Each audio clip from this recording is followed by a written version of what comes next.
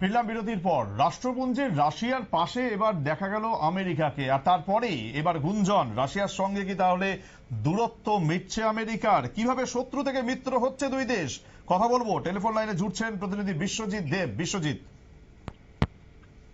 দেখো সুমন্ত, শত্রুতা ভুলে রাষ্ট্রপুঞ্জে রাশিয়ার পাশে দাঁড়ালো আমেরিকা। এবং এই ঘটনা সোমবার রাশিয়া ইউক্রেন যুদ্ধের তৃতীয় বর্ষপূর্তিতে রাশিয়ার আগ্রাসনের নিন্দা করা হয়। পাশাপাশি ইউক্রেন থেকে রুশ সেনা প্রত্যাহারের দাবি জানিয়ে প্রস্তাব পেশ করা হয়েছে। তাৎপর্যপূর্ণভাবে এই প্রস্তাবের বিরোধিতা করে কার্যত রাশিয়ার পাশে দাঁড়ায় ডোনাল্ড ট্রাম্পের আমেরিকা। রুশ ইউক্রেন যুদ্ধ শুরু হওয়ার পর এই প্রথম কোনো প্রস্তাবে মস্কোর পক্ষে দাঁড়ালো ওয়াশিংটন। যদিও আমেরিকার বিরোধিতা সত্ত্বেও প্রস্তাবটি অবশ্য বিপুল ভোটে গৃহীত হয়েছে। রাষ্ট্রপুঞ্জে প্রস্তাবের পক্ষে ভোট পড়েছে 93টি, অর্থাৎ 93টি দেশ প্রস্তাবের পক্ষে ভোট দিয়েছে, বিপক্ষে ভোট দিয়েছে 18টি দেশ।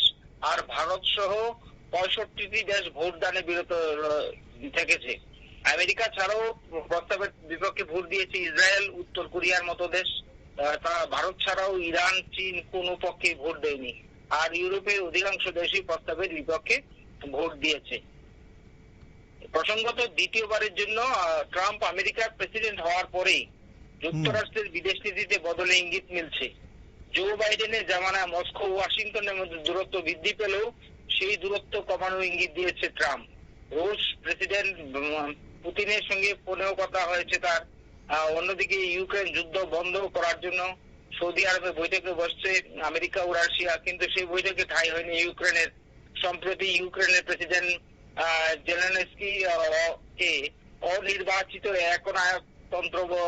একনায়ক বলে তোপ দেখেছেন ট্রাম্প। আর এই আবহে রাষ্ট্রপুঞ্জে সরাসরি রাশিয়ার পক্ষে ভোট দিলে আমেরিকা। সুমন্ত, ধন্যবাদ বিশ্বজিৎ। বিশ্বজিৎ দেব আমাদের প্রতিনিধি, কথা বলছিলাম, টেলিফোন লাইনে ছিলেন এতক্ষণ।